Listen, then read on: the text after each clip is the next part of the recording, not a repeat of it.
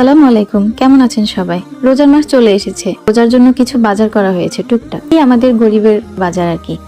আমার ছোট সংসার, অল্প বাজার, সেগুলো একটু গুছিয়ে রাখছিলাম আর রোজার জন্য কিছু পূর্ব প্রস্তুতি নিচ্ছিলাম। রোজা চলে এসেছে, রোজার মধ্যে রোজা রেখে ঘরের সব কাজ করে ইফতারি বানানো বাচ্চা নিয়ে একটু কষ্ট হয়ে যায়, তাই কিছু কিছু কাজ আমি আগে থেকে এগিয়ে রাখার চেষ্টা করি। রোজাতে ইফতারির পেঁয়াজু বানানোর জন্য খেসারির ডাল নিয়েছি। ডালটা আমি ভিজিয়ে রেখেছি অনেকক্ষণ, প্রায় 2-3 ঘন্টা যাবত ভিজিয়ে রাখার পরে এরপরে আমি এটা পাটায় বেটে নিয়েছি। একসাথে বেশি করে বেটে নিয়েছি যেন অনেক দিন চলে যায়, অন্তত 5-6 দিন হয়তো আমার এই ডালে হয়ে যাবে বা আরও বেশি হতে পারে। তারপর আমি ছোলা ভিজিয়ে নিলাম।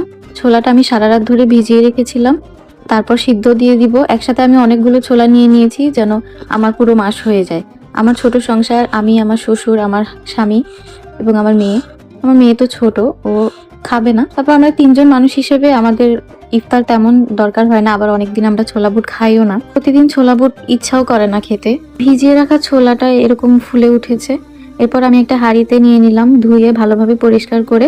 তারপর পরিষ্কার পানি দিয়ে চুলায় বসিয়ে দিলাম সিদ্ধ হতে। সিদ্ধ করে নেওয়ার পরে আমি এগুলো ছোট ছোট পলিথিন করে রেখে দিব ফ্রিজে। রোজার সময় এক একটা পলিথিন বের করে নিয়ে জাস্ট আলু সিদ্ধ করে রান্না করে ফেলবো, শর্টকাট।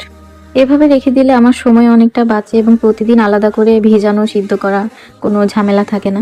রোজার বাজার এখনো পুরোপুরি করা হয়নি, আরো কিছু কিছু জিনিস বাকি রয়ে গেছে যেটা আমি পরবর্তীতে এনে আরো কিছু কাজ এগিয়ে রাখবো।